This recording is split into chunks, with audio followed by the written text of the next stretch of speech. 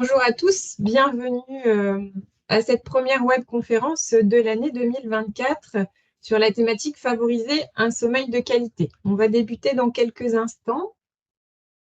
Quelques informations avant de débuter l'événement. Vous pourrez bénéficier d'un replay qui sera disponible dès cet après-midi ou au plus tard en début de semaine prochaine pour vous permettre de visualiser à nouveau l'événement pour ceux qui ne pourraient pas rester jusqu'à la fin ou si vous souhaitez aussi en parler autour de vous pour les personnes qui n'auraient pas pu se connecter aujourd'hui. Sachez également que vous recevrez le support qui va vous être présenté aujourd'hui pour vous permettre de récupérer des informations si vous le souhaitez. Vous n'avez pas la possibilité d'activer vos caméras et micros, c'est normal. Si vous avez besoin de réagir, de poser vos questions, vous pouvez les poser dans le chat. Nous avons prévu des temps de réponse aux questions pour justement pouvoir les traiter. Par contre, à noter que nous ne répondrons pas à toutes les questions qui traitent de problématiques individuelles, puisque nous n'avons pas l'ensemble des informations pour vous apporter la réponse qui soit la plus adaptée possible. Et donc, si vous avez des problématiques individuelles qui sont liées à votre sommeil, nous vous invitons à en parler à votre médecin traitant pour pouvoir en échanger avec lui.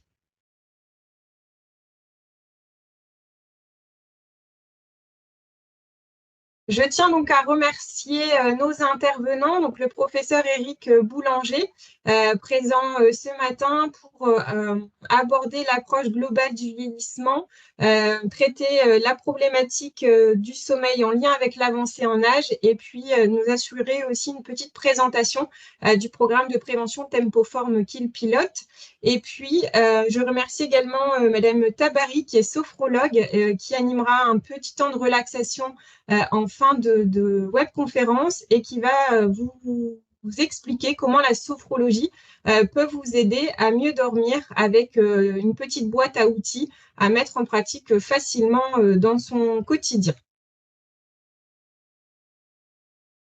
Donc, qui est Défi Autonomie Senior, qui est à l'initiative de cet événement? Donc, nous sommes une structure interrégime qui a été créée en 2017 par les caisses de retraite de la région des Hauts-de-France, donc la MSA Nord-Pas-de-Calais, la MSA Picardie, la CARSA des Hauts-de-France et la Sécurité sociale des indépendants. Donc, nous mettons en œuvre une politique qui est définie par les caisses de retraite pour réaliser des actions collectives de prévention et d'éducation à la santé. Nous pouvons aussi compter sur le soutien de nos partenaires financiers qui sont d'autres caisses de retraite et des caisses de retraite complémentaires que sont la CNRACL, l'IRCANTEC, la CAEMIEG et l'ENIM. Donc, Défi Autonomie Senior a pour mission de déployer gratuitement sur les Hauts-de-France des actions collectives de prévention, d'éducation à la santé, du bien vieillir et toute action qui vise à préserver l'autonomie des seniors et à lutter contre l'isolement. Nos actions sont ouvertes à toutes dès 55 ans, que l'on soit retraité ou non, quel que soit son régime de protection sociale. Nous intervenons donc au sein des territoires au plus proche des besoins de la population.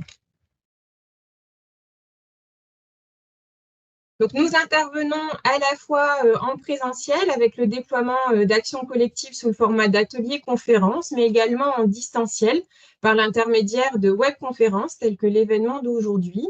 Chacune de nos actions sont menées par des animateurs formés et des experts des différentes thématiques qui sont issus de la région et qui interviennent dans une ambiance conviviale. Vous pouvez retrouver le planning des actions qui sont organisées près de chez vous et à l'avenir le planning des prochaines webconférences sur notre site internet www.defi-autonomie-senior.fr. Pour ne rien manquer de nos actualités, on vous conseille également de vous inscrire à notre newsletter qui est envoyée chaque début de mois et également de nous suivre sur les réseaux sociaux si vous êtes à l'aise avec les outils numériques. En complément de l'événement qui est organisé aujourd'hui, nous déployons des ateliers sommeil qui permettront d'aller un petit peu plus loin sur la thématique, qui sont organisés dans le but de vous sensibiliser, de vous informer sur une bonne hygiène du sommeil et de connaître aussi le fonctionnement du sommeil dans sa globalité. C'est un atelier qui est déployé en 3 temps clés de 2 heures, donc sur 3 demi-journées sur 3 semaines, qui vont vous permettre de bénéficier de conseils et d'exercices pratiques et qui sont animés également par des professionnels de votre territoire. Cet atelier vous permettra de connaître les effets du vieillissement sur le sommeil et pouvoir adopter des comportements qui seront favorables au sommeil et à la récupération. Donc, vous avez connaissance des prochaines dates d'ateliers sommeil qui sont organisées sur la région des Hauts-de-France. Alors, il y a potentiellement des territoires qui ne sont pas couverts aujourd'hui, mais il y aura aussi, bien évidemment, d'autres ateliers qui continuent à s'organiser au sein des territoires sur l'année.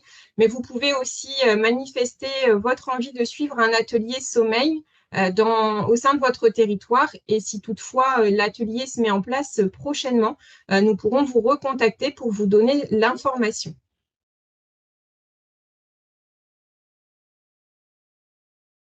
Également, si vous êtes à l'aise avec les outils numériques, nous proposons des actions à distance via la plateforme Happyvisio pour vous permettre de bénéficier de différents contenus sous le format d'ateliers et de conférences qui sont également animés par des experts sur de nombreuses thématiques.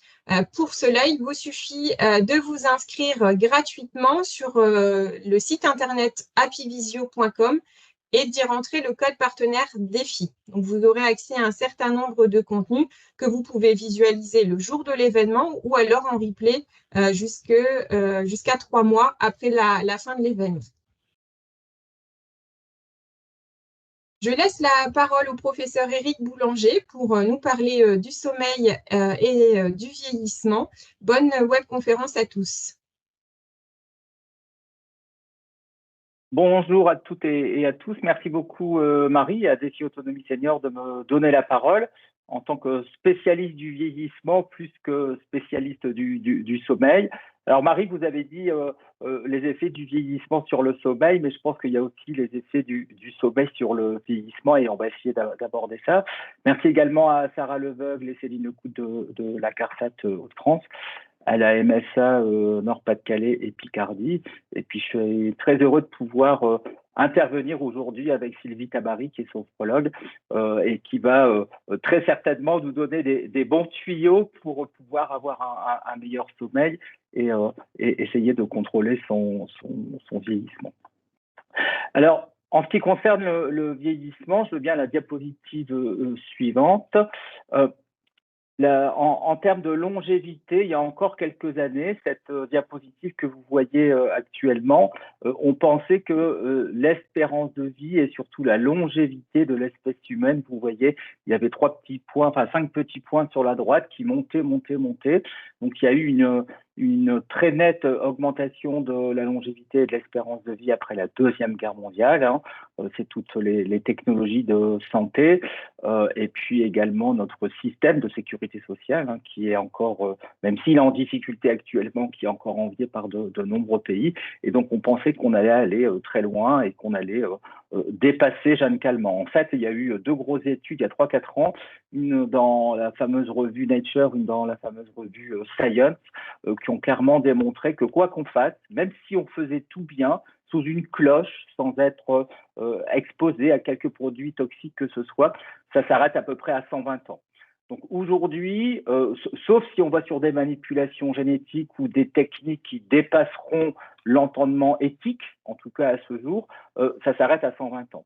Aujourd'hui, le but, c'est pas qu'on aille tous à 120 ans, c'est qu'on aille tous le plus loin possible, mais surtout en bonne santé avec un vieillissement réussi.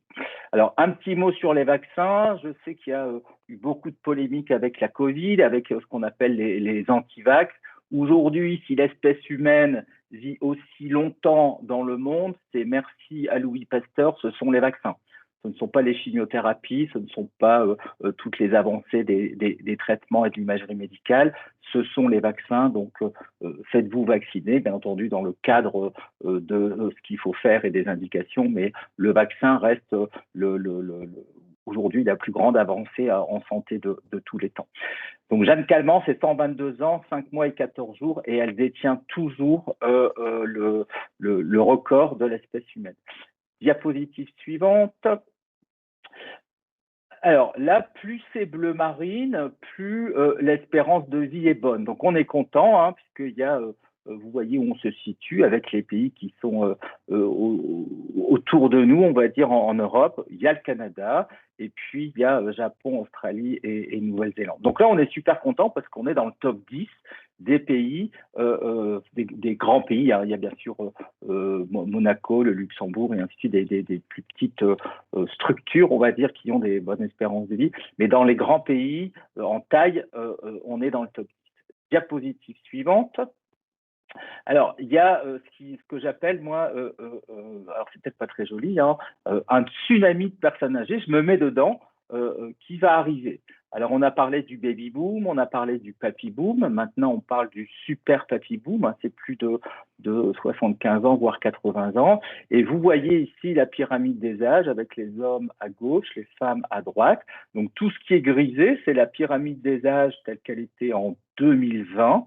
Et vous voyez, avec le trait noir à gauche comme à droite, la pyramide des âges telle qu'elle est programmée pour être en 2070. Donc les deux petites flèches rouges que vous voyez, c'est un tsunami de personnes âgées qui va arriver en plus. Donc qui va arriver où en plus? Dans le grand vieillissement. En France, vous allez voir qu'on vieillit longtemps, mais ce n'est pas forcément un bon vieillissement. Et donc, toutes ces personnes, je me mets dedans. On va arriver avec des besoins en santé importants en termes de soins premiers en ville, en termes d'hôpitaux, en termes de dépendance et d'établissements d'hébergement pour personnes âgées dépendantes. Vous savez très bien qu'aujourd'hui, on est déjà au maximum de ce qu'on peut faire. Donc, le tsunami de super papy boomer, on ne sait pas très bien comment on va faire, sauf si on se met vraiment à avoir une politique de prévention. Alors, politique de prévention à tout âge, hein, parce que c'est pas à 70 ans, il n'est jamais trop tard pour faire la prévention, mais c'est pas forcément à 70 ans qu'il faut mettre en œuvre une prévention si on ne l'a pas fait avant. Diapositive suivante. Donc, vous avez vu qu'on peut aller jusqu'à 120 ans, mais ce n'est pas le but. Le but est d'aller le plus loin possible en bonne santé. Vous avez vu qu'en France, on est dans le top 10 des pays avec la meilleure espérance de vie et qu'il y a un tsunami de personnes âgées qui arrive. Et là, vous voyez, donc il faut simplement regarder les deux lignes, hein, ce ne sont pas vraiment courbes, les deux lignes d'en haut, donc jaune et vert clair, c'est l'espérance de vie globale à la naissance des femmes et des hommes. Vous voyez que pour les femmes, on tend vers les 86 ans si on est optimiste, et vers les hommes, on tend vers 80 ans. Donc ça, c'est super, on est dans le top 10.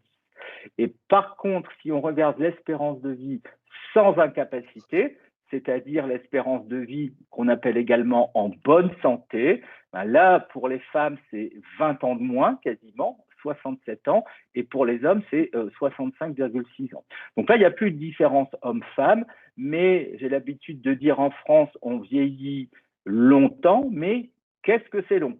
C'est-à-dire que vous vous souvenez de la réforme des retraites, hein, vous voyez que ça laisse plus beaucoup en termes d'espérance de vie sans incapacité, d'années à partir du moment où on rentre en retraite, l'espérance de vie sans incapacité.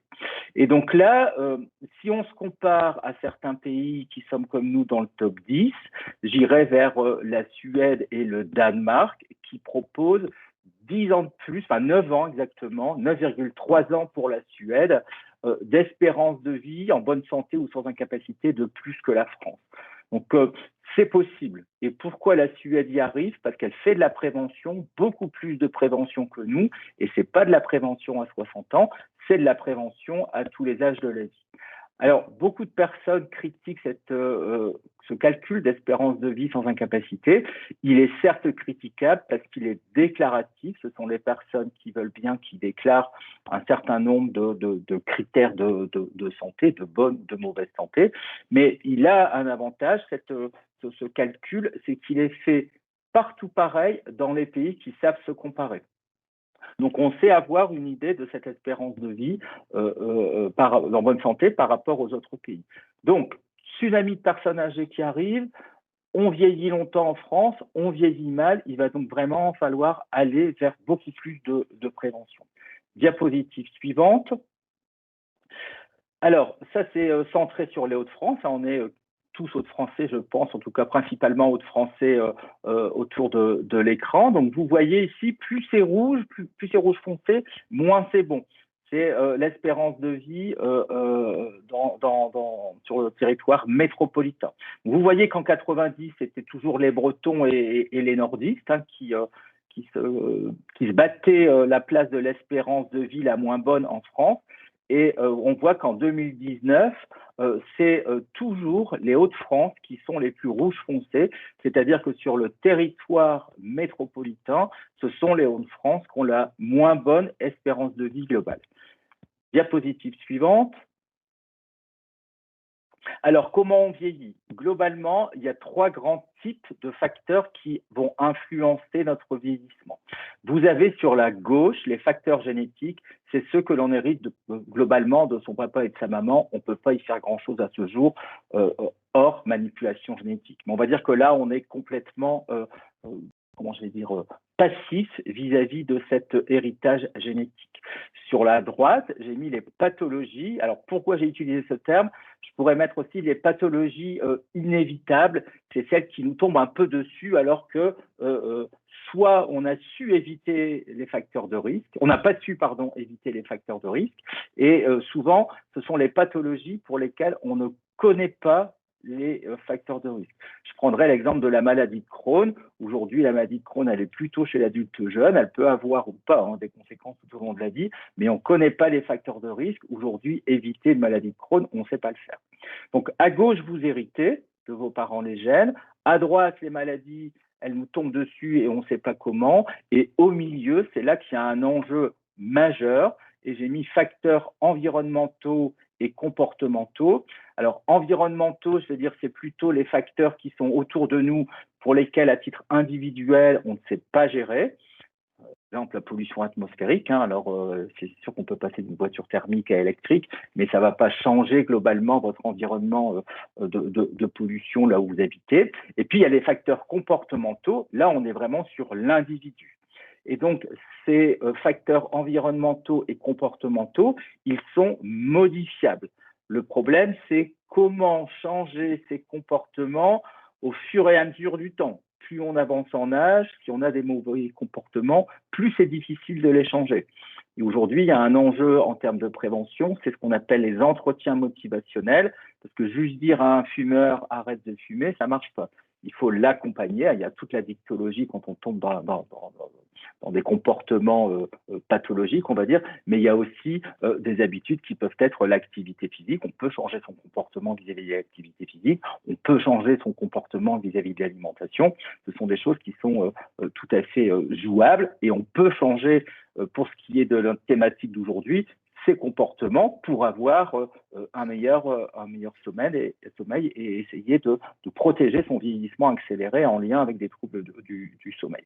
Là, ici, cette photo, j'aime bien cette photo parce que c'est des photos aux États-Unis, dans l'Ohio. Ils font tous les ans un festival de jumeaux. Alors, il y a des vrais jumeaux, il y a des faux jumeaux. Et entre 2007 et 2010, ils ont étudié 79 paires de vrais jumeaux et ils ont pris des jumeaux où il y en avait un qui fume pas. Et donc là, vous voyez les jumeaux sur la gauche, il y en a un qui a fumé 74 ans, celui qui est avec la flèche qui marque le tabac. Et puis pour les jumelles, celle qui est plutôt sur la gauche, elle a fumé 29 ans alors que sa sœur jumelle n'a pas fumé. Et donc j'aime bien cette image parce que la question qui se sont posées, c'est est-ce que le tabac a un effet sur le vieillissement qui se voit? Alors, c'est pas flagrant, mais bon, on voit bien que ceux du milieu, ils ont quand même moins bonne mine, on va dire, que ceux qui sont sur les côtés. Mais cette diapo, en fait, elle est juste sur... Il y a plusieurs messages. C'est qu'ils sont juste intéressés au vieillissement qui se voit, mais ils se sont intéressés au tabagisme. Tabagisme, on peut décider de ne pas fumer, on peut décider d'arrêter de fumer, on peut décider de ne pas arrêter de fumer, mais imaginez à l'intérieur des corps des jumeaux qui ont fumé, les jumelles qui ont fumé, les deux du milieu, les facteurs de risque de faire un cancer des voies aérodigestives supérieures et imaginez les risques de faire un accident vasculaire cérébral lié au tabac, de faire un infarctus du myocarde lié au tabac. Et donc, en fait, pour revenir sur ce que je disais sur le début de cette diapo, en 1, on hérite, on ne peut rien faire. En 3, pardon, c'est les pathologies, ça nous tombe dessus, on ne connaît pas les facteurs de risque. Et au milieu, il y a énormément de pathologies qui sont évitables. Et dans mes messages, c'est évitons les maladies évitables. Alors, bien évidemment, le plus grand accélérateur de vieillissement aujourd'hui, c'est le tabac, mais il y a également le diabète de type 2.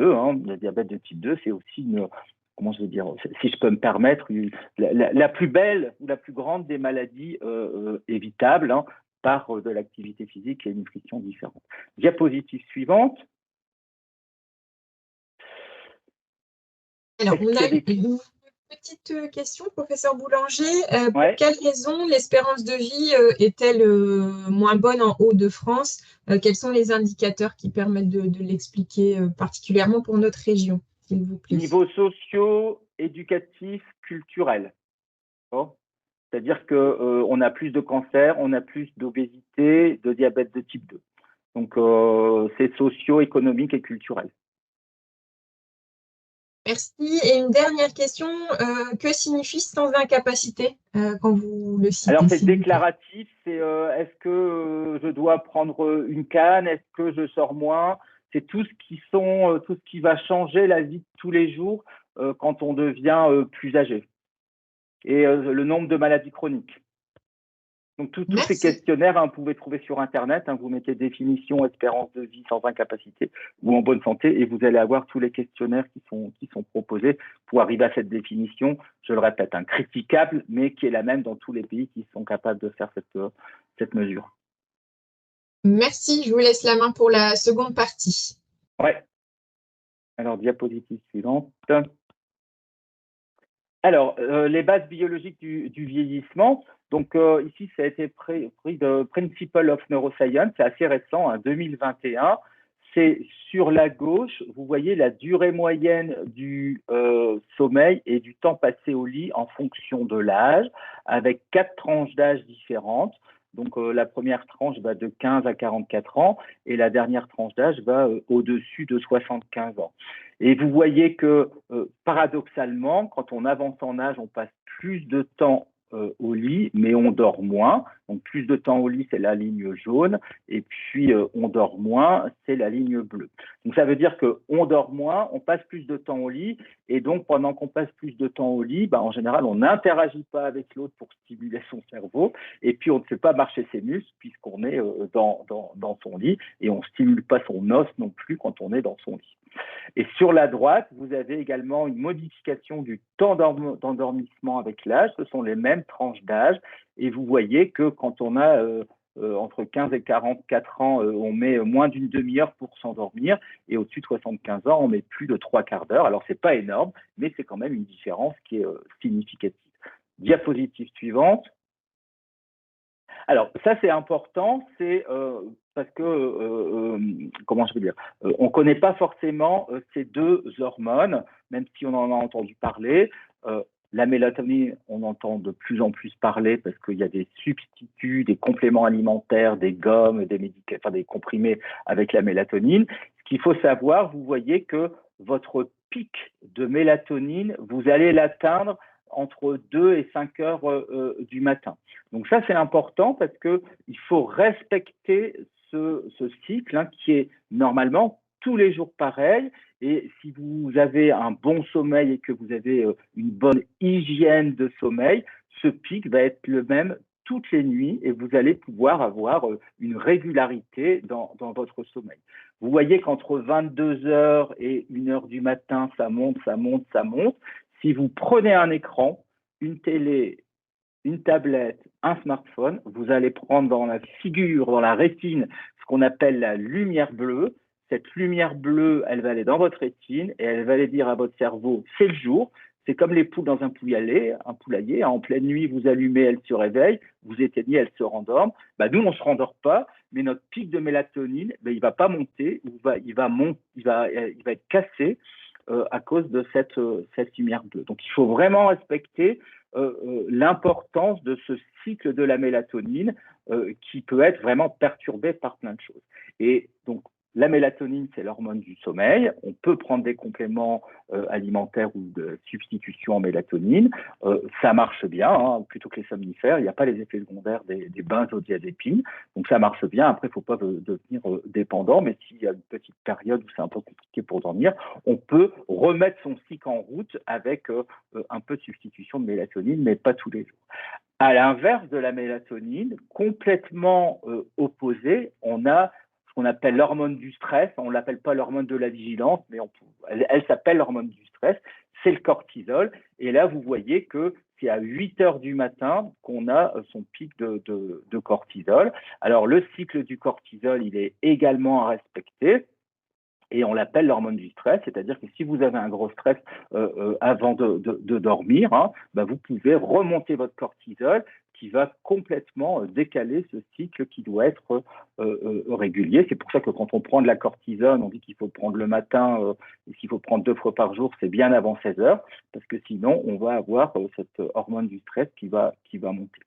Diapositive suivante. Donc, conservez bien en tête hein, ces 2 inversions de cycle.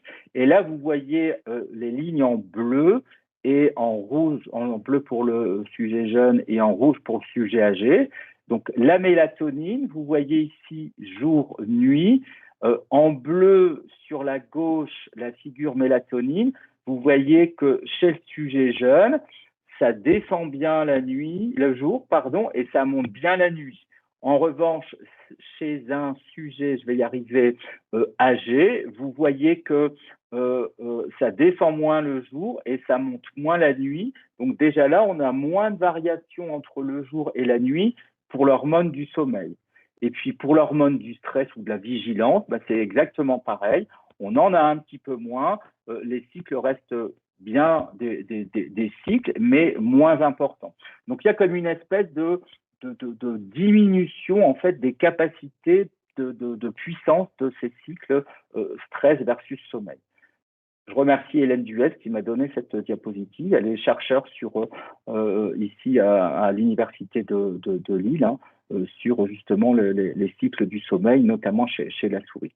Alors, ce qu'il faut également savoir, vous voyez ici, c'est ce qui se passe en fonction des tranches d'âge sur le cycle de mélatonine. Hein. Donc, vous voyez que chez le sujet jeune, entre 5 et 10 ans, c'est la courbe noire pleine.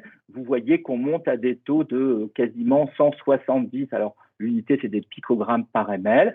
Et puis, vous voyez que si on va tout en bas, c'est la courbe gris clair, au-dessus de 65 ans, bah, on a un pic de mélatonine qui, à 2 heures du matin, bah, il ne va plus très loin. Et donc, tout ça, c'est aujourd'hui, en tout cas, c'est dit physiologique, c'est-à-dire que c'est normal. Et donc, ce qui fait qu'il faut être encore plus vigilant quant à son hygiène de sommeil quand on avance en âge. Et c'est vrai qu'on sait très bien que globalement, les gamins, les adolescents, les enfants, ils n'ont pas beaucoup de troubles de sommeil parce que justement, ils ont en général, avant de sortir en adolescence ou en post-adolescent, ils sont assez rythmés. Mais il y a quand même un fléau qui est arrivé, c'est ce qu'on appelle les smartphones et leur lumière bleue. Diapositive suivante. Alors ici, je vais aller à l'essentiel parce que ça paraît un petit peu compliqué d'emblée. Vous avez sur la gauche une figure, gauche en haut, une figure qui reprend les cycles du sommeil de l'adulte jeune et en bas à droite, les cycles du sommeil chez le sujet âgé. Je vous propose d'aller sur les traits d'en bas. Je ne sais pas, Marie, si vous pouvez aller sur les petites barres exactement. Voilà. Donc là, vous avez les phases de sommeil profond. Le sommeil profond, je vous en parlerai après, c'est là où on épure son cerveau de toutes les toxines qu'on accumule. Et donc, vous voyez que chez le sujet jeune, on a 3 belles phases de sommeil profond ici qui sont réparties sur la première partie de nuit chez le sujet jeune.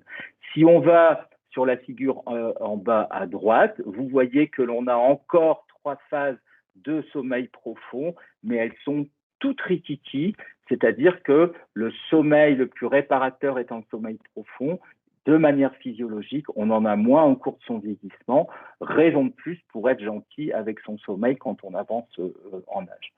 Diapositive suivante. Alors, cette diapositive, elle est juste là pour vous montrer que ce que je vous disais tout à l'heure, vous avez la lumière la journée avec les UVA et les UVB.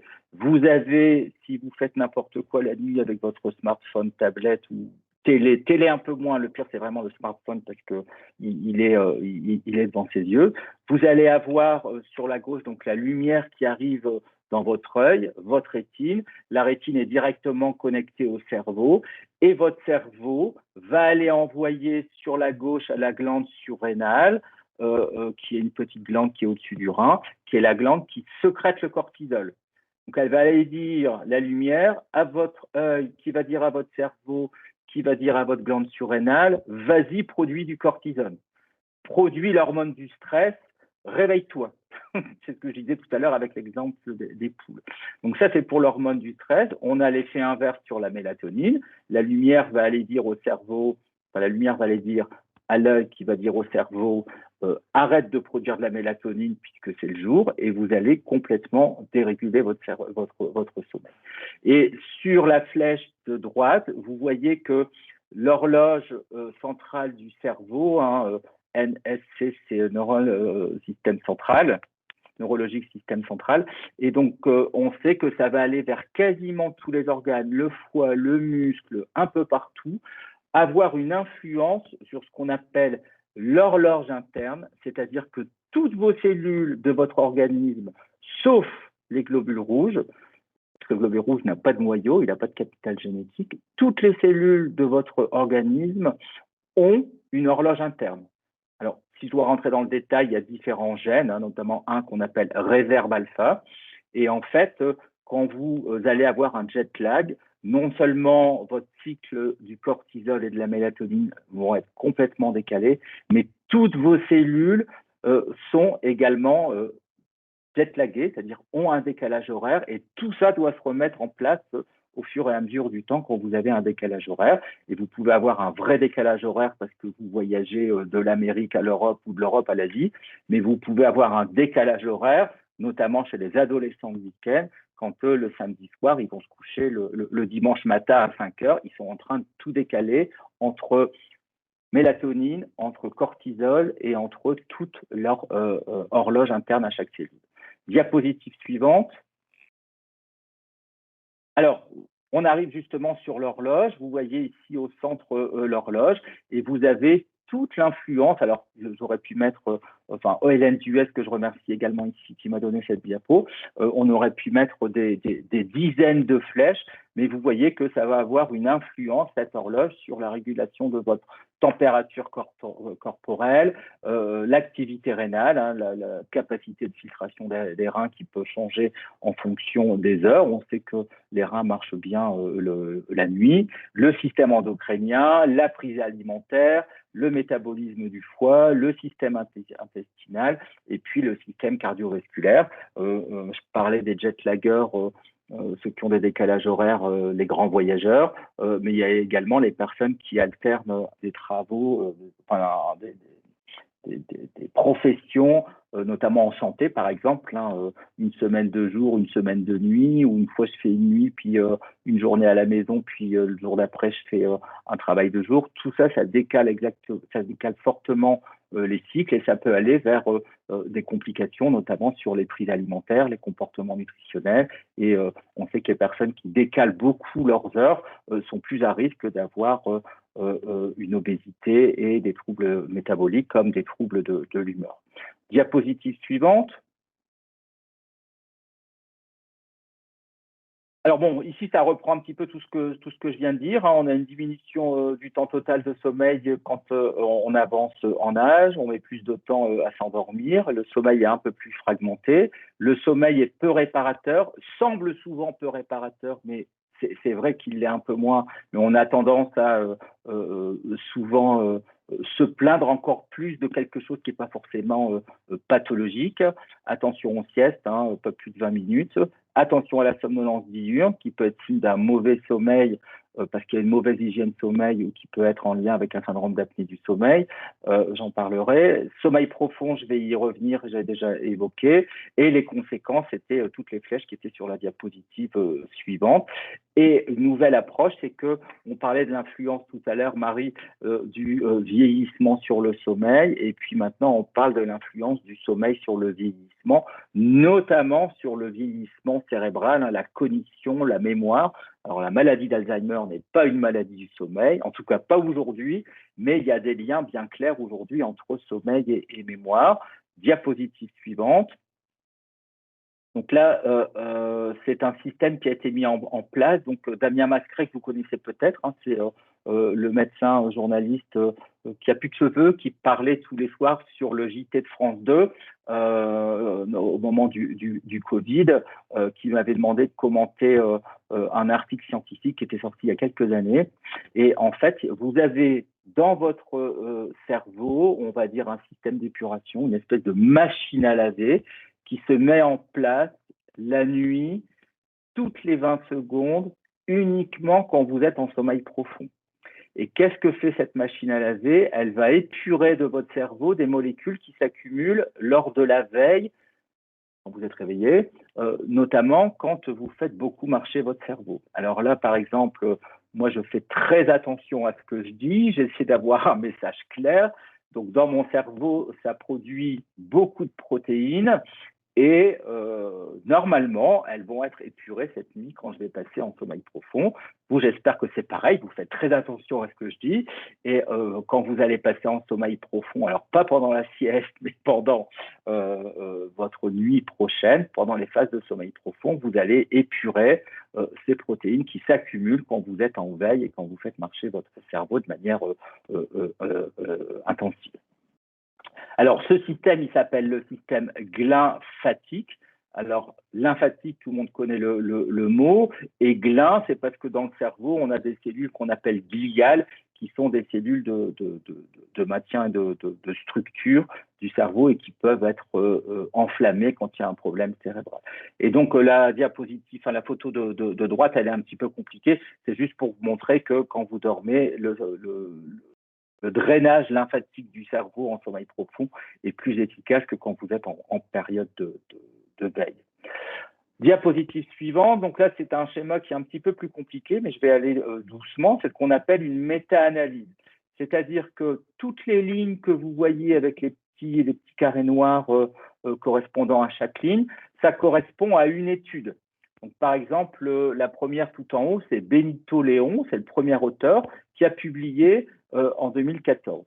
Et là, il y a 45 études de mémoire. Et donc, toutes ces études, en fait, ont posé la même question. Et la méta-analyse, c'est une analyse, c'est une méga-étude de plein d'études. Et en fait, on peut faire une méta-analyse que si toutes les études que l'on va analyser ont posé la même question. Et là, toutes ces études, donc, que vous voyez sur l'écran, ont posé la même question. Existe-t-il un lien entre troubles du sommeil et déclin de la cognition, déclin de la mémoire?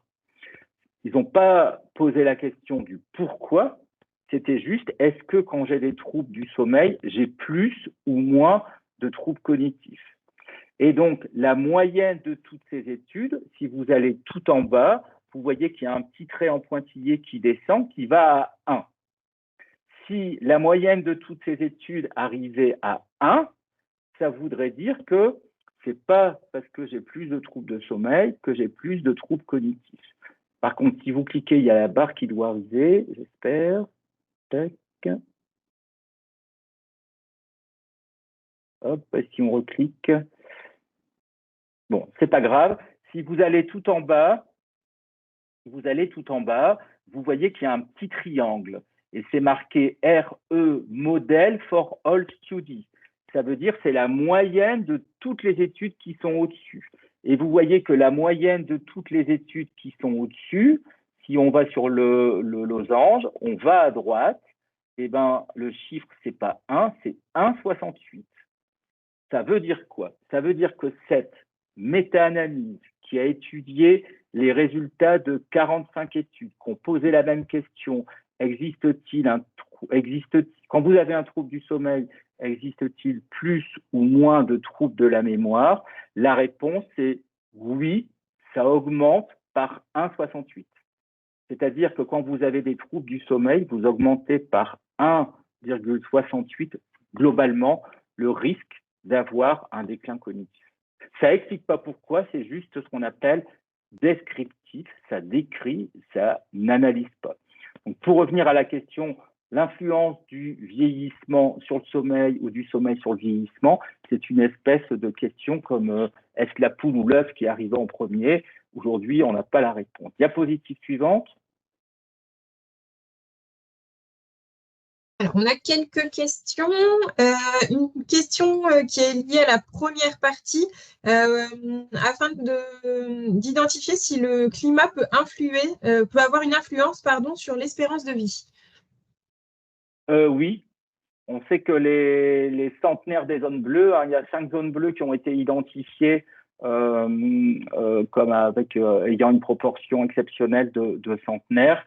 Et toutes ces zones bleues sont dans des zones non polluées et au climat fortement sympathique, en tout cas mieux que dans les Hauts-de-France.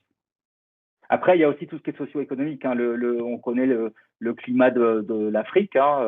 Il fait plus beau, il fait plus chaud, mais leur espérance de vie, elle est moins bonne que chez nous. Merci. Est-ce que vous pouvez préciser ce qu'est le diabète de type 2? Le diabète de type 2, c'est ce qu'on appelle le diabète gras. Vous avez le diabète de type 1 qui arrive en général chez l'enfant, l'adolescent ou l'adulte jeune. Le diabète de type 1, c'est une maladie auto-immune. On crée malheureusement dans son corps, on ne sait pas très bien pourquoi, un jour des anticorps qui vont contre le pancréas qui sécrète l'insuline. Donc du jour au lendemain, en fait, on a une maladie auto-immune qui va abîmer le pancréas, qui est incapable de sécréter de l'insuline, donc le glucose monte. Le diabète de type 2, c'est en général un diabète qui arrive chez l'adulte d'un âge plus avancé.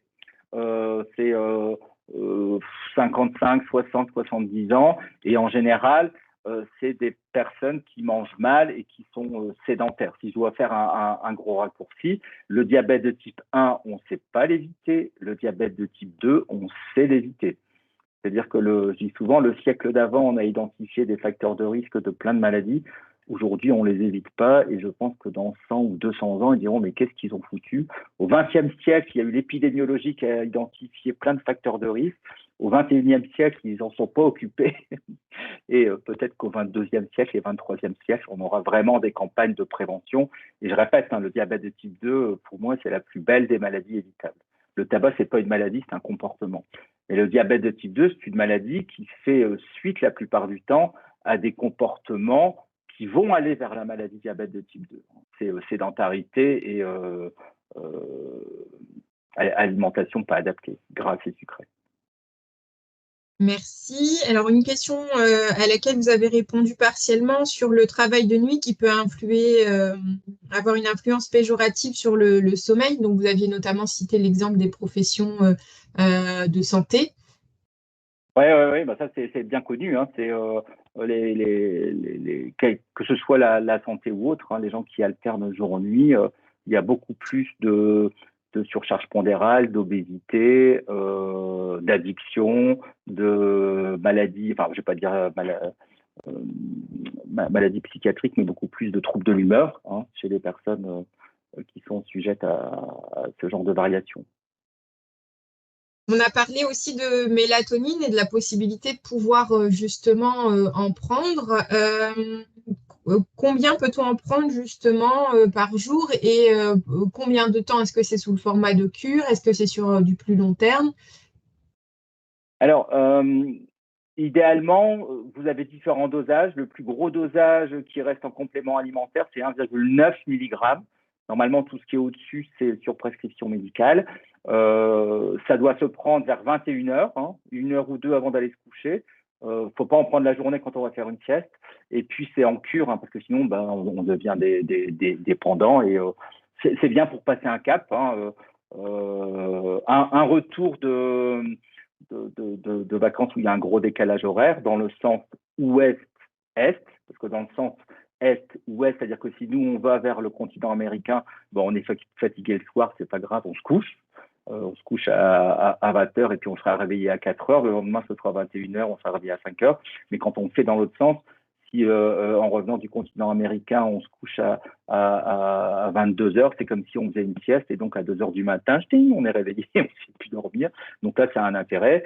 Quand il y a une période de stress ou une période où on ne se sent pas bien, où il faut aider pour avoir un retour à des cycles normaux de sommeil, la mélatonine, ça peut aider. Donc, mesurer une quinzaine de jours. Après, ça peut être sur prescription médicale. Hein, c'est une molécule qu'on appelle, enfin, c'est la mélatonine. C'est un médicament qu'on appelle le circadin. Et le circadin, lui, est donc sur prescription médicale, à libération prolongée, et donc agit plus longtemps sur la nuit. Mais là, on dépasse le cadre du complément alimentaire, on est dans le médicament.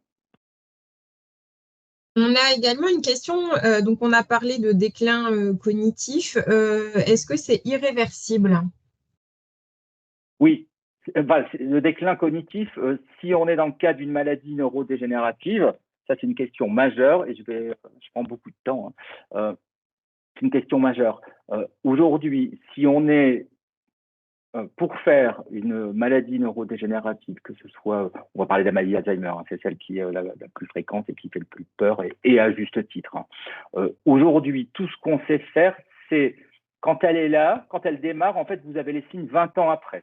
Ça a été démontré par la biologie, par l'imagerie médicale et ainsi de suite. C'est-à-dire que quelqu'un qui fait des signes, qui présente des signes de maladie d'Alzheimer, 20 ans avant, on aurait pu identifier ce qui allait se passer parce qu'il y a des biomarqueurs, mais il faut faire une ponction lombaire, il faut faire l'imagerie cérébrale fonctionnelle. Donc là, c'est compliqué. Puis on n'a pas les moyens dans une société aujourd'hui d'aller faire tout ça. Et puis pourquoi faire Par contre, ce que l'on sait aujourd'hui, c'est décaler la survenue des symptômes si par hasard on dépiste.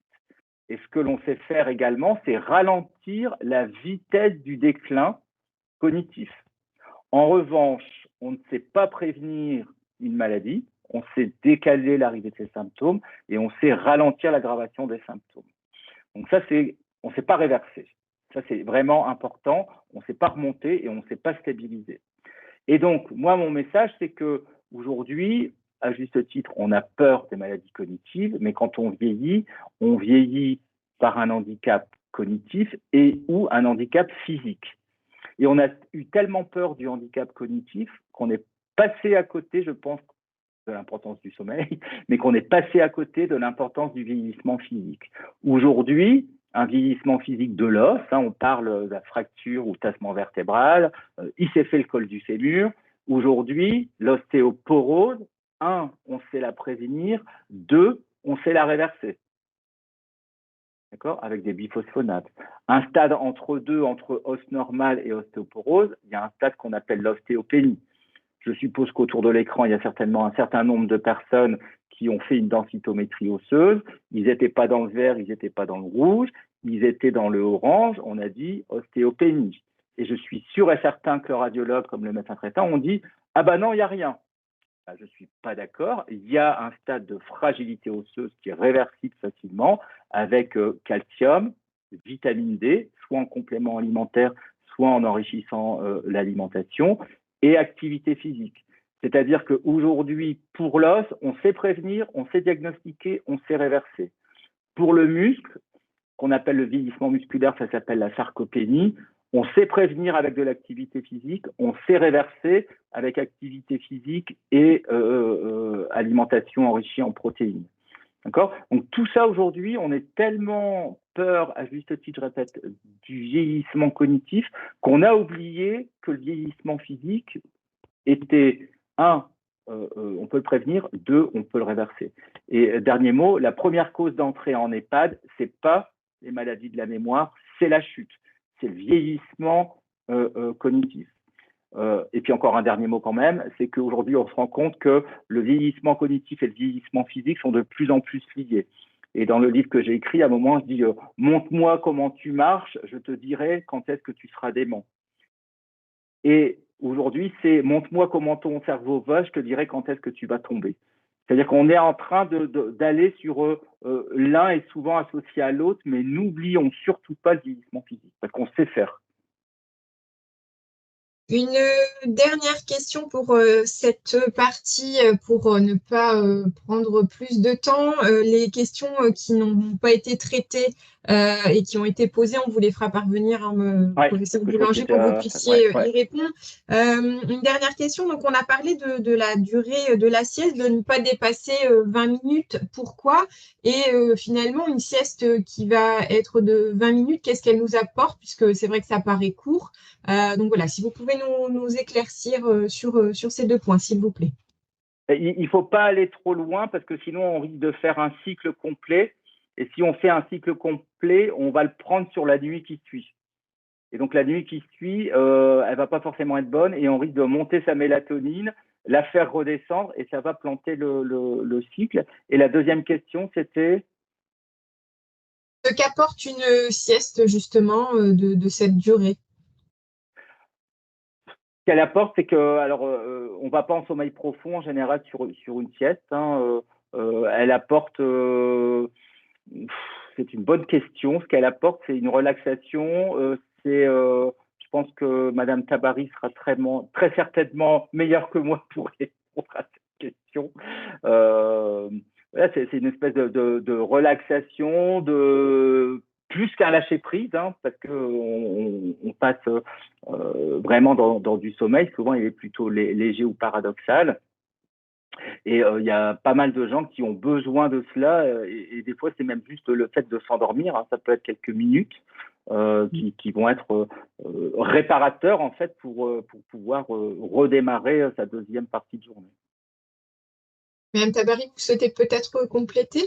Non, mais c'est ça, tout à fait, hein. En fait, ça permet voilà, de se ressourcer, de récupérer un peu justement de cette énergie qu'on a dépensée. Donc, et puis voilà, le fait de ne pas aller justement dans un sommeil profond, de juste commencer un petit peu à se réorganiser tranquillement, mais sans aller trop loin. Donc, c'est vraiment juste faire le point, enlever certaines tensions musculaires, certaines tensions cérébrales pour pouvoir mieux repartir sur la deuxième partie de journée, parce que c'est quand même souvent en début d'après-midi, on va dire, donc que cette sieste intervient. Merci. On vous laisse continuer, professeur Boulanger. Alors, en pratico-pratique, pour ceux qui ont des craintes avec leur sommeil, sachez que souvent, on a l'impression d'en faire plus sur les troubles de son sommeil qu'il y en a vraiment. En tout cas, si vous voulez aller plus loin, il y a ce qu'on appelle le score de somnolence d'Epworth, qui a été décrit il y a quelques années maintenant. Vous voyez, 1991. Epworth, c'est pas une personne, c'est une ville. Enfin, c'est un hôpital qui s'appelle Epworth. Vous voyez que vous avez un questionnaire très simple. Probabilité de s'endormir dans les situations suivantes. Assis ou assise en train de lire. Probabilité de s'endormir 0, ok. 3, c'est fort. En train de regarder la télévision entre 0 et 3. Et vous voyez, il y a toute une série de lignes qui vont vous poser des questions, des situations dans lesquelles vous risquez de vous endormir pas du tout ou beaucoup. Si votre score est supérieur à 10, vous êtes en somnolence excessive. Si vous êtes supérieur à 15, vous êtes en somnolence sévère. C'est un test de somnolence diurne qui doit faire évoquer en premier lieu ce qu'on appelle le syndrome d'apnée du sommeil. Il y a un autre test qui est la diapositive suivante, c'est ce qu'on appelle l'ISI, l'index de sévérité de l'insomnie, qui est plus récent, hein, 2001, qui pose des questions un peu les mêmes, mais de manière différente. Estimez-vous des difficultés à vous endormir entre 0 et 4, difficultés à rester endormi et ainsi de suite. Et puis aussi, il y a des questions sur la satisfaction du sommeil. Le chiffre, vous voyez ici en bas, dans le rectangle gris, si votre score est entre 0 et 7, il n'y a pas d'insomnie. Et puis, vous avez des tranches. Si vous êtes entre 22 et 28, il y a une insomnie clinique. L'insomnie, et là, je remercie Isabelle Poirot, qui a donné un certain nombre de diapos également, qui est médecin spécialiste du sommeil au CHU de Lille, n'arrête pas de dire, attention, l'insomnie, si elle est diagnostiquée insomnie, c'est une maladie, ça se soigne. Alors, Comment aller plus loin dans le diagnostic? Vous avez vu le test d'Epworth pour la somnolence diurne, vous avez l'EASY pour la sévérité de l'insomnie, et vous pouvez aller sur le réseau Morphée, hein, vous voyez en bas à droite le lien. C'est un réseau qui est très très bien fait, il est français. Sur le sommeil, hein, il s'appelle Morphée, c'est pas pour rien. Et donc vous pouvez aussi, avant d'aller voir un spécialiste du sommeil, plus que votre médecin traitant, remplir un agenda de vigilance et de sommeil. Vous pouvez le faire sur une semaine ou 2 semaines, et vous avez toute une série de codes à mettre sur pendant chaque nuit, à quelle heure vous êtes endormi, à quelle heure vous êtes réveillé, est-ce que vous êtes réveillé pendant la nuit, est-ce que vous avez l'impression d'avoir eu un bon sommeil, et ainsi de suite. Donc ça aussi, c'est un outil pour évaluer votre sommeil et sa qualité. Diapositive suivante. Donc ça, on va aller sur l'actimètre. Donc l'actimètre, c'est remboursé par l'assurance maladie. C'est le médecin traitant qui peut le prescrire. Vous le mettez à votre poignet. Alors il y a maintenant des Apple Watch ou autres qui peuvent enregistrer tout ça. Et ça a un intérêt, c'est que c'est pas invasif. Il faut pas le faire très très longtemps. C'est quelques jours. Ça peut se faire avec l'agenda. Ce qu'il y a, c'est que l'agenda du sommeil, c'est vous qui le remplissez avec votre ressenti.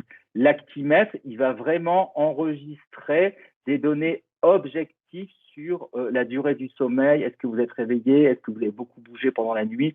Et on va plutôt être sur un intérêt réel de diagnostic et puis d'adapter un traitement s'il y a besoin d'un traitement pour votre sommeil. Donc, c'est souvent comparé aux données de l'agenda du sommeil. Ensuite, vous avez la polysomnographie. Donc ça, c'est un enregistrement que l'on fait, soit on dort une nuit en clinique du sommeil ou dans un cabinet spécialisé, soit on vous appareille dans tous les sens. On vous met des électrodes sur le cerveau, on vous met un saturomètre au bout du doigt et ainsi de suite, puis vous rentrez chez vous. Et puis, on va enregistrer votre activité cérébrale, votre sommeil, la saturation de l'oxygène, votre respiration pendant toute une nuit. Et ça va donner le diagnostic de maladie d'apnée du sommeil ou pas.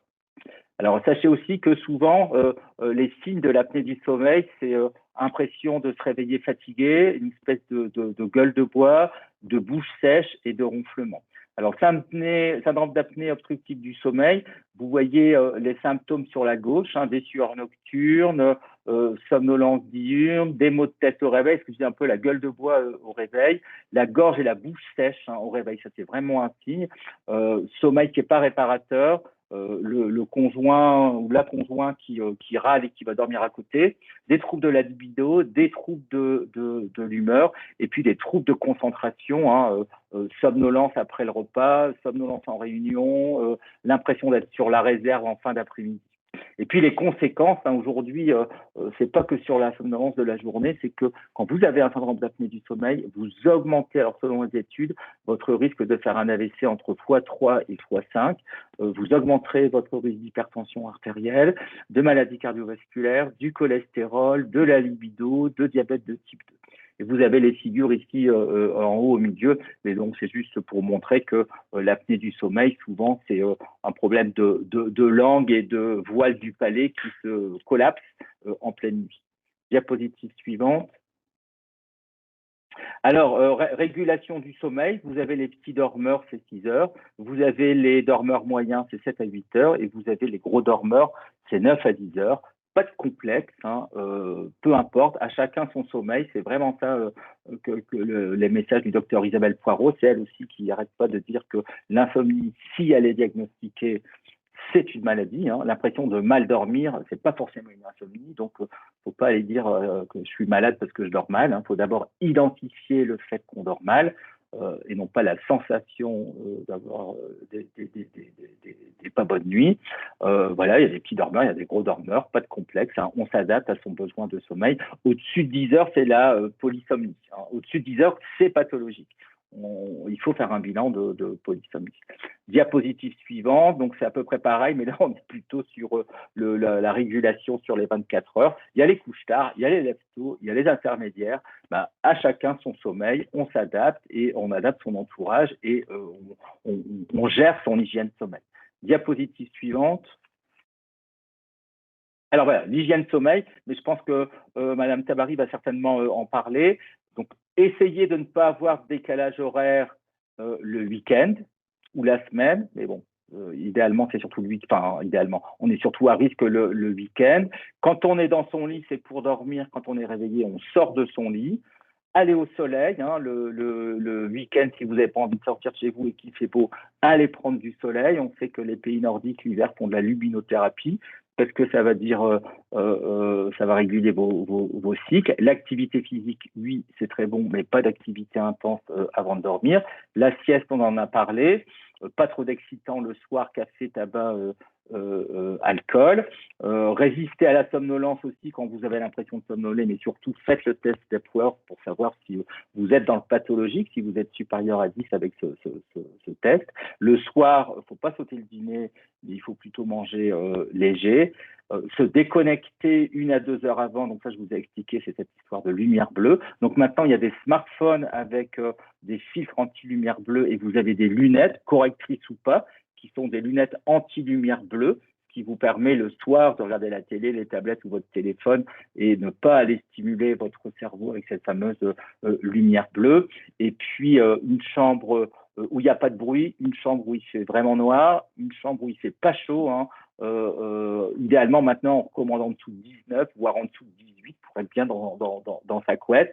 Si vous vous levez la nuit, pas plein phare avec plein de lumière, hein, alors un peu de lumière pour pas tomber, mais voilà, respectez votre sommeil. Et alors il y a quelque chose que moi j'ai essayé, mais je ne sais pas si ça a été fait par d'autres, c'est quand je me réveille la nuit, je ne regarde plus l'heure. Parce que quand vous regardez l'heure et que vous vous réveillez, qu'il est 4 heures du matin, vous vous dites, ah là là, il y a encore 3 heures à tenir. Et quand vous vous réveillez à 6 heures, vous dites, ah zut, il reste juste qu'une demi-heure. Donc voilà, moi je trouve que ça va jamais quand on regarde l'heure. Donc maintenant, je me lève, enfin, si je dois aller aux toilettes, je regarde pas l'heure et je me recouche. Diapositive suivante, là je vais aller assez vite, hein, c'est un programme que l'on... Ah, il y a une période de questions, mais je voudrais pas monopoliser. On va en traiter uniquement 2 pour dire de ne pas aller prendre trop de temps. Le fait, alors on entend parfois une personne dire bah, moi je suis plutôt du matin ou je suis plutôt du soir. Est-ce que justement ça peut avoir une incidence sur l'heure des pics de mélatonine et de cortisol que vous aviez présenté tout à l'heure? Bah oui, ils vont être juste décalés. Si vous êtes du matin, ils vont arriver plus tôt. Le cortisol, plutôt d'être en haut à 8 heures du matin, si vous vous levez à 6 heures, il va être à 6 heures. Et votre pic de mélatonine, plutôt que de l'avoir à 1 heure du matin, vous allez l'avoir à 23 heures. Tout ça va se décaler, c'est tout. Enfin, ça va même pas être décalé, ça va être décalé par rapport à quelqu'un d'autre. Mais vous avez toujours vécu comme ça. Eh bien, et donc on a parlé aussi donc de lumière bleue. Est-ce que donc il y a des différences entre les écrans de télévision, les écrans smartphone, les écrans de tablette, ou quand on parle de lumière bleue, c'est tout écran confondu? Alors, c'est tout écran confondu et celui qui en émet le moins, c'est la télévision parce qu'en plus, elle est plutôt loin. Le pire, c'est le téléphone hein, avec lumière à fond. Hein. Et aujourd'hui, je pense qu'il faut vraiment se protéger de ça parce qu'en plus, quand on regarde son téléphone dans son lit, bah déjà, le lit, c'est pour dormir. C'est pas pour regarder le smartphone. Le smartphone, plutôt que de se coucher à 11 heures, ben on est un peu addict. Hein, on va aller jusqu'à 11h30, minuit, minuit et demi. Et puis, il y a la lumière bleue. Et ça, c'est un fléau pour les jeunes hein, qui ont leur téléphone dans la chambre et qui n'ont pas de lunettes anti-lumière bleue et qui n'ont certainement pas de smartphone anti-lumière bleue. Donc, leur sommeil, il est, c'est pas dire catastrophe annoncée, hein, loin de là. On a encore beaucoup de choses qu'on ne sait pas. Mais aujourd'hui, il faut vraiment se protéger de la lumière bleue. Merci. Je vous laisse présenter rapidement Tempoform et puis ensuite on Ouais, laissera la parole à Madame Tabary. Merci. Ouais. Donc, on a mis en place dans les Hauts-de-France grâce à différents financements, mais je tiens à remercier particulièrement la CARSAT, hein, LCHU de Lille, la région Hauts-de-France et la RSO de France, la métropole européenne de Lille. Donc, Tempoform, c'est tempo tout au long du temps, chacun à son rythme, pour garder la forme. Donc, ici, vous voyez, c'est comment on peut vieillir. Donc, on est en 2024, j'ai 45 ans. Vous pouvez mettre toutes les chances de votre côté pour aller vers de la robustesse ou malheureusement, soit vous n'avez pas fait exprès, vous avez les maladies qui vous tombent dessus et vous avez les mauvais gènes de vos parents et vous allez aller vers la dépendance, c'est pas réversible. Et entre deux, il y a un état qui s'appelle la préfragilité, la fragilité.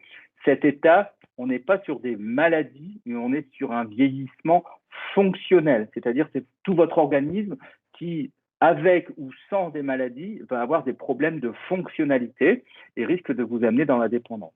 Et donc cet état de préfragilité et fragilité, si et seulement si il est réversé, on sait le stabiliser ou mieux le remonter vers la robustesse.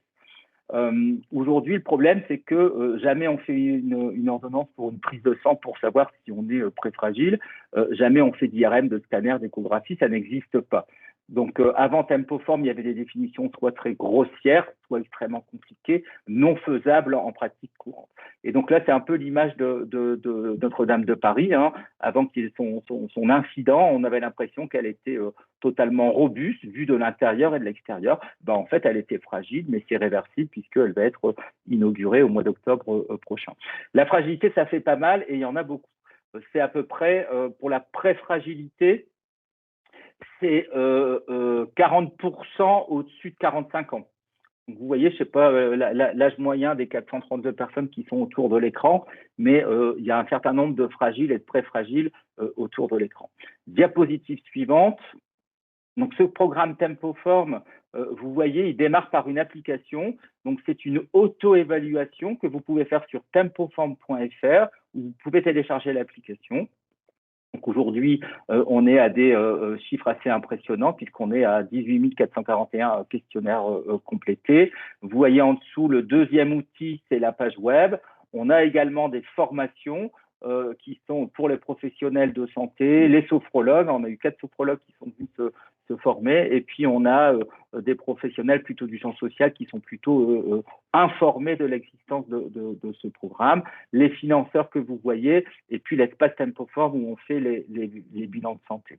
Diapositive suivante. Donc, en fait, vous faites l'auto-évaluation et à la fin de l'auto-évaluation, donc sur tempoform.fr, vous allez avoir soit un écran vert qui va vous dire bravo, vous êtes robuste, auto-évaluez-vous de nouveau dans 6 mois, soit un écran orange, c'est feu vert, feu orange, feu rouge. Les couleurs, elles ne sont pas vraiment respectées, mais c'est pas bien grave du tout. Préfragile, et soit vous êtes feu rouge, vous êtes fragile. Et donc, quand vous avez préfragile ou fragile, vous allez avoir diapositive suivante. Je ne sais pas si ça va s'allumer. Non, si on peut revenir à la diapositive d'avant. Donc, vous voyez sur la droite, vous pouvez télécharger mon évaluation. Donc là, vous allez avoir un document, un PDF qui va s'imprimer, enfin, qui va être créé et qui va reprendre en haut du PDF tous les items qui, durant votre auto-évaluation, se sont allumés et ont fait que l'algorithme vous a positionné en préfragile ou fragile. Après, vous pouvez cliquer « Aller plus loin », le bilan bien vieillir, et là, vous arrivez sur Doctolib, en accord avec votre médecin traitant. Vous pouvez bénéficier soit d'une téléconsultation bien vieillir, soit d'un bilan bien vieillir dont je vais vous parler après, et vous pouvez bénéficier de conseils en recliquant pour aller sur tempoform.fr. Diapositive suivante. Donc ici, vous voyez, c'est tout ce qu'on évalue. En fait, c'est un bilan qui dure 3 heures. On envoie une ordonnance pour faire une prise de sang assez simple et on va évaluer votre vieillissement physique, tout ce qui peut s'allumer très tôt, à partir de 45 ans, qui pourrait vous emmener dans la dépendance dans 10, 20, 30 ou 40 ans. Des petites choses, hein, des tests d'équilibre, des tests de marche, la force, vos muscles, vos os. On évalue également votre mémoire. On évalue la vision et l'audition parce qu'on sait aujourd'hui que mal entendre et mal voir, ça accélère le vieillissement cérébral. Donc, si autour de l'écran, il y a des personnes qui entendent mal ou qui ont des appareils auditifs, il faut prendre ça en charge, non pas pour bien entendre, mais pour bien entendre et protéger votre cerveau d'un vieillissement accéléré par perte de l'audition. Pareil pour la cataracte, hein, si vous avez des cataractes et que vous avez changé votre manière de lire, de bouger, d'interagir à cause de la cataracte, faites-vous opérer parce que si vous traînez, ça a des répercussions sur votre vieillissement cognitif. Et puis, on évalue également la nutrition, le métabolisme et le cardio-respiratoire. Diapositive suivante. Donc, on envoie après ce que vous avez devant les yeux, ce qu'on appelle un plan personnalisé de prévention. Après une réunion de concertation avec l'infirmière, un médecin généraliste et moi spécialiste du vieillissement, où on va préconiser et surtout hiérarchiser comment mettre dans l'ordre des actions à mener pour protéger son vieillissement. Donc vous voyez, c'est un peu flou, veuillez m'excuser. La première ligne en gras, c'est synthèse des préfragilités mises en évidence. Donc ça, c'est un monsieur qui est venu chez nous. On a anonymisé bien évidemment son bilan. Donc ça, c'est la première page. Les autres pages reprennent tous les résultats des explorations du bilan de 3 heures. On a également interrogé sur le statut vaccinal. Est-ce que tous les vaccins sont à jour? Est-ce que la recherche de sang dans les selles est à jour? Est-ce que la mammographie est à jour? Enfin, voilà, on est sur tous les aspects de la prévention. L'essaimage de Tempoform, vous voyez toutes les villes vers lesquelles on va essaimer ce programme Hauts-de-France. Diapositive suivante. Voilà, je remercie toute l'équipe qui est avec nous à Tempoform, une belle équipe jeune, dynamique, avec qui c'est un grand plaisir de travailler. Merci beaucoup. On passe désormais la parole à Madame Tabary sur les recommandations et comportements quotidiens facilitants pour améliorer son sommeil. Merci, professeur Boulanger. Merci Marie, bonjour à tout le monde. Donc, oui, donc comme on vient de le voir, on passe quand même beaucoup de temps de notre vie à dormir, presque un tiers. Et l'endroit où on fait cette action, en fait, c'est bien la chambre. Donc, c'est bien un endroit qu'il faut absolument bien entretenir, avoir une chambre qui soit rangée, aérée, une bonne literie, qui soit confortable, saine, qui est changée régulièrement. Comme l'a dit le professeur tout à l'heure lors de sa présentation, évidemment, dans le noir total, si possible. Les nuits, ça se passe beaucoup mieux comme ça. Absence de bruit, évidemment. Et aussi, donc, absence d'écran, puisque, en effet, la lumière bleue vient stimuler des zones qui ne devraient pas l'être et qui nuisent donc à l'endormissement et à la qualité du sommeil. Donc, on poursuit en effet avec les comportements à adopter au quotidien. Pourquoi? Parce que tout simplement, la qualité de votre vie diurne, donc en journée, va avoir un impact sur la qualité de votre sommeil et vice-versa d'ailleurs. Donc, on passe du temps en effet à bouger, pratiquer une activité physique, donc si possible en extérieur pour s'oxygéner, pour profiter de la lumière. Ne pas faire que ça, il faut aussi faire des pauses. Donc, l'alternance entre activité physique et des pauses, justement, comme on le disait tout à l'heure, pour pouvoir se ressourcer, pour pouvoir aussi apprécier ce qu'on vient de faire, parce que dans les activités physiques, c'est pas il y a aussi tout simplement les balades, le jardinage et bien d'autres choses. On a évoqué tout à l'heure aussi une alimentation qui soit équilibrée, donc tout au long de sa journée et le soir particulièrement. Donc, on ne saute pas de repas. Il faut manger, pas en quantité, il ne faut pas non plus exagérer. Alors, il est recommandé de manger plutôt 2 heures avant d'aller se coucher pour permettre justement à la digestion de se faire normalement. Mais il faut manger suffisamment pour justement ne pas être réveillé non plus par des fringales qui peuvent être source justement de réveil pendant la nuit. Et puis, donc, j'ai ajouté aussi cette particularité, on va dire, de pouvoir pratiquer peut-être de la cohérence cardiaque pour retrouver de l'équilibre. Si on a une vie peut-être un petit peu agitée ou si on ressent le besoin justement de se recentrer, de rééquilibrer sa journée parce que peut-être qu'on a tendance à être tout de suite très actif le matin et que après c'est compliqué.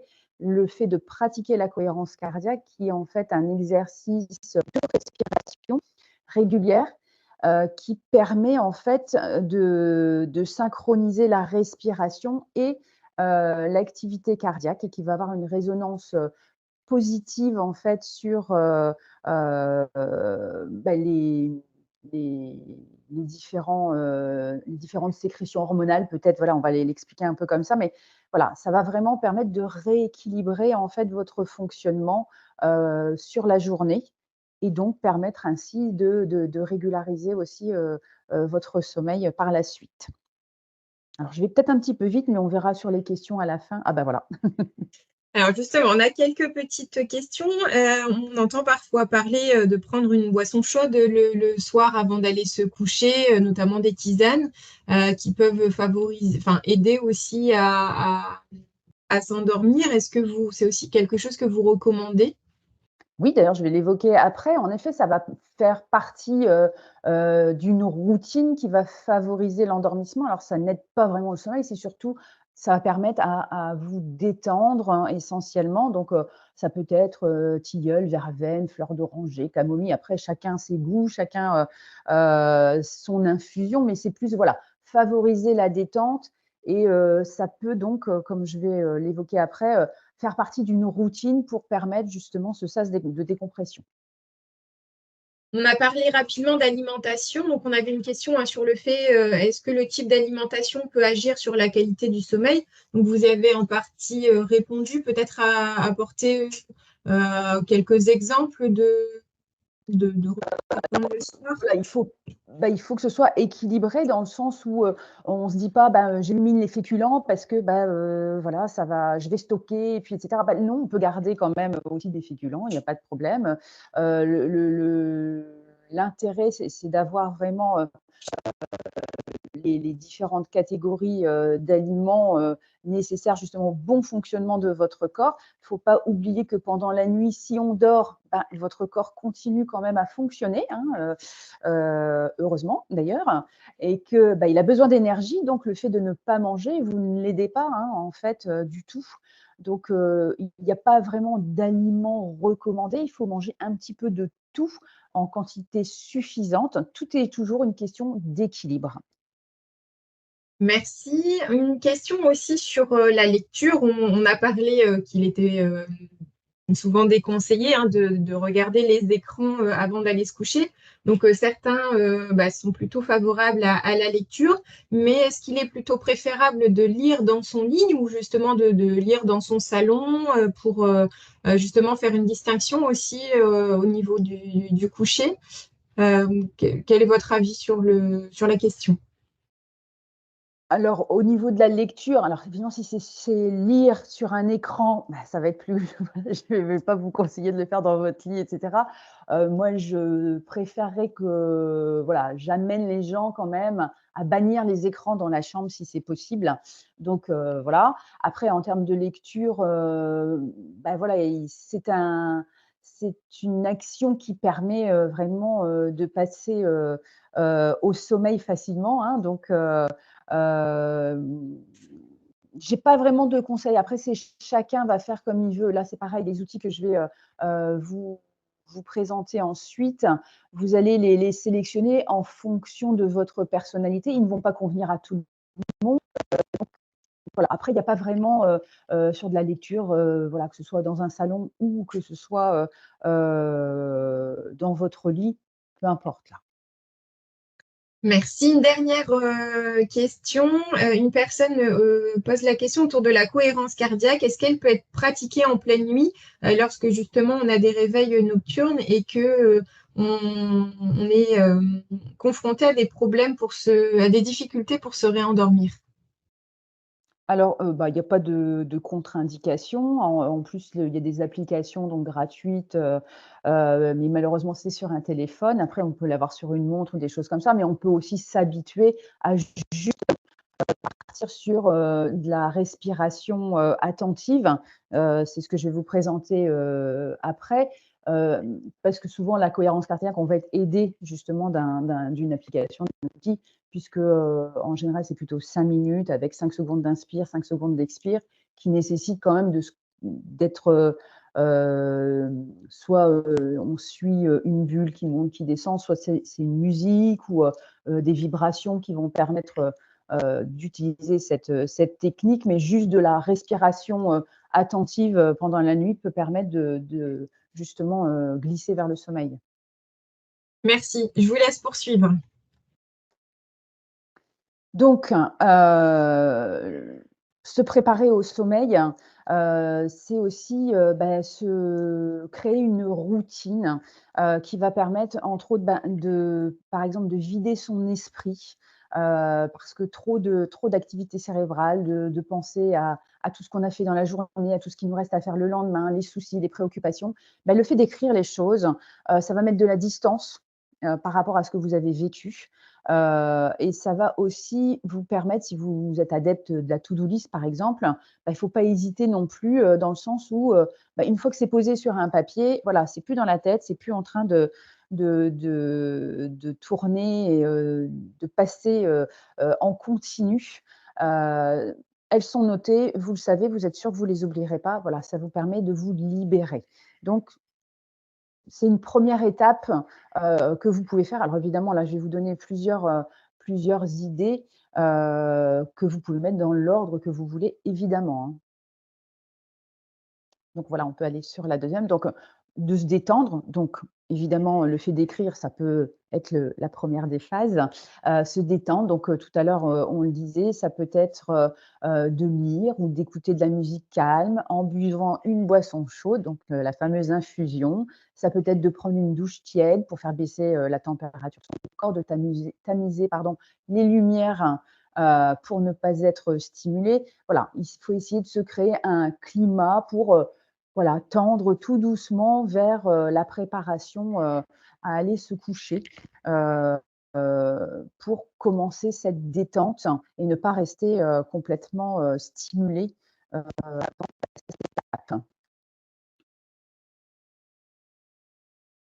On peut donc dans la routine se faire soit des petits étirements, des petits massages. Tout cela a pour but ben, de se stimuler, de revenir sur soi, de se concentrer sur soi, de créer des repères pour votre cerveau aussi, de savoir, bah, voilà, je sais que je suis en train de me préparer à, je suis en train de me détendre, de me relaxer. Heu, Après, il y a plein de choses qu'il est possible de faire sans avoir une activité intense, hein, typiquement les étirements sur chaise, il y a des exercices justement qui sont proposés dans les ateliers, de défi autonomie senior donc faut pas hésiter, à apprendre ces petites techniques et après à les mettre en place, les tester pour voir l'impact qu'ils vont avoir sur votre sommeil.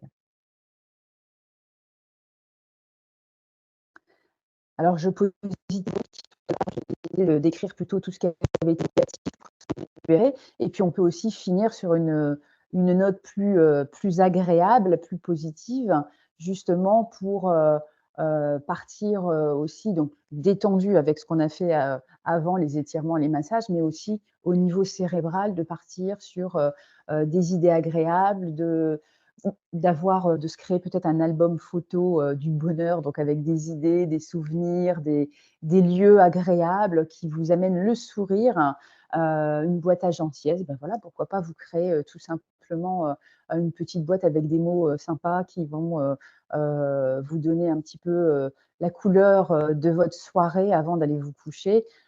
Voilà, des petits outils comme ça à mettre en place pour aider justement à hem, à prendre du recul, se relaxer, se détendre. La respiration en pleine conscience ou attentive qui va, donc permettre à tout moment de la journée de vous recentrer, de vous concentrer si besoin. C'est tout simplement, voilà, d'observer votre respiration. C'est un moment calme où vous êtes juste centré sur vous, sur l'air qui entre, l'air qui sort par la bouche. Vous pouvez même suivre donc, le chemin de l'air qui entre par les narines, qui va jusque dans les poumons et puis qui ressort tranquillement par la bouche. Voilà, calme. Vous n'êtes pas, obligé de faire ça, 1/4 d'heure, hein. Quelques respirations, même les yeux fermés. Voilà, vous prenez le temps de sentir l'air qui entre, l'air qui sort. La même chose donc en pleine nuit, avant d'aller vous coucher, dans la journée, à n'importe quel moment où vous sentez que, c'est un peu plus compliqué, que c'est fouillis, c'est brouillon là-haut. Un temps, voilà, où vous allez pouvoir vous poser. Donc ça, à faire, à refaire parce qu'il y a aucune contre-indication, donc on peut le faire, tant qu'on veut.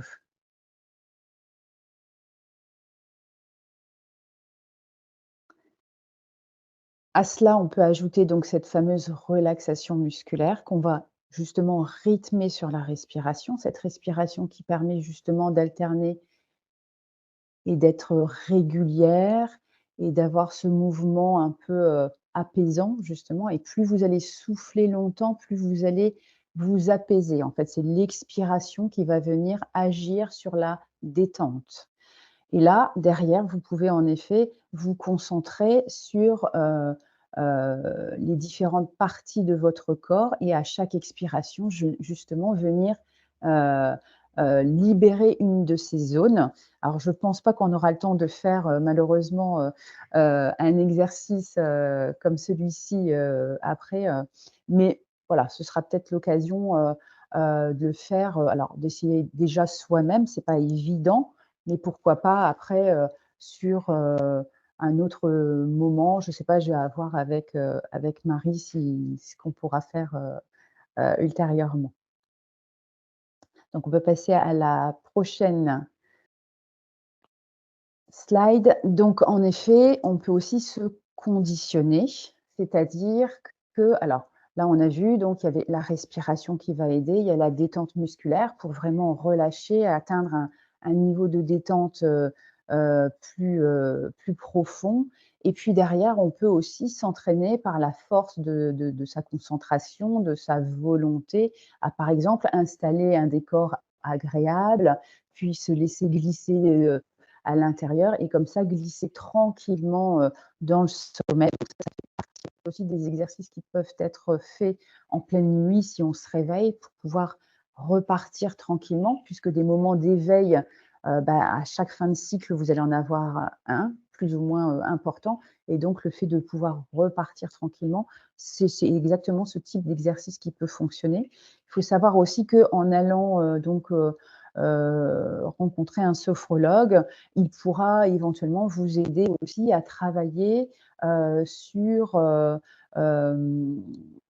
sur des séances peut-être plus, spécifiques de protection du sommeil, pour vous éviter, d'angoisser à l'arrivée de la nuit et de vous dire: «Ah non, je me libère aussi, de cette peur», parce que souvent c'est le fait d'anticiper le fait que vous allez mal dormir qui fait que vous allez mal dormir. Donc voilà, d'apprendre à positiver, à créer autre chose, à vous conditionner différemment va vous permettre, d'améliorer sur le temps, votre sommeil. Mais évidemment, alors c'est pas magique, hein, il faut, pratiquer régulièrement, pour pouvoir, atteindre ce niveau-là. Donc la prochaine slide, il me semble que c'est les questions, voilà. Alors, on en a moins sur cette dernière partie. On avait une question autour de la cohérence cardiaque, donc une personne qui souhaiterait en savoir plus pour pouvoir pratiquer. Alors, peut-être que vous pourrez nous fournir un petit exemple mémo qu'on pourra transmettre enfin, joindre au support et au document pour que les personnes puissent être guidées pour pouvoir pratiquer justement si elles le souhaitent. Ce Bien sera sûr. possible? Oui, oui, bien sûr. Merci, Madame Tabary. Alors effectivement, le petit temps de relaxation est plus compliqué à mettre en pratique puisqu'on arrive sur la fin de la conférence, sauf si certains souhaitent le faire et rester un petit peu plus longtemps, auquel cas on clôture si cela est possible pour vous, Madame Tabary, mais au regard du temps, on pourrait comprendre que ce soit plus compliqué pour vous si vous avez d'autres obligations. Mais si, voilà, à voir si en clôture on le met en place ou pas. En tout cas, merci à nos deux intervenantes aujourd'hui pour cette première webconférence de l'année. Les questions ont été très nombreuses et le sujet était passionnant. Donc, un grand merci à tous les deux. Merci à vous, chers participants, d'avoir été si nombreux aussi à nous suivre. Pour ceux qui n'ont pas pu rester jusqu'au bout ou qui souhaitent aussi en parler autour d'eux, le support sera disponible sur notre site internet ainsi que le replay. On vous donne rendez-vous au mois de juin pour une prochaine webconférence sur la thématique de l'activité physique adaptée, en lien aussi avec l'année olympique 2024. N'hésitez pas aussi à nous rejoindre en atelier, hein, que ce soit sur les ateliers sommeil, gestion des émotions aussi, où vous pourrez retrouver Madame Tabary pour ceux qui sont sur le département de la Somme, mais aussi d'autres intervenants en région. et d'autres thématiques selon vos besoins. Toutes les informations sont sur notre site internet. Et si toutefois vous ne trouvez pas l'information ou s'il n'y a pas d'atelier en proximité de chez vous, n'hésitez pas à nous contacter par mail ou par téléphone.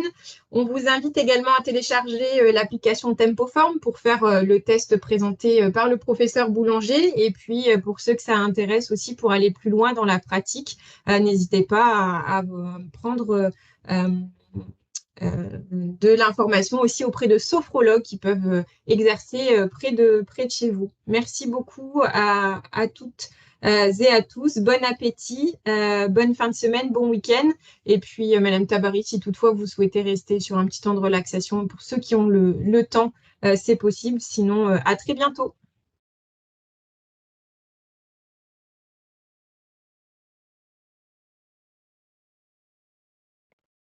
Alors, malheureusement, je ne vais pas pouvoir faire ce temps. Par contre, je verrai avec vous pour proposer quelque chose avec la cohérence cardiaque si vous le souhaitez. Voilà. Très bien, on fait comme ça. Merci beaucoup. Bonne journée à tout le monde. À bientôt. Bonne journée à tous. Merci beaucoup. Bonne journée.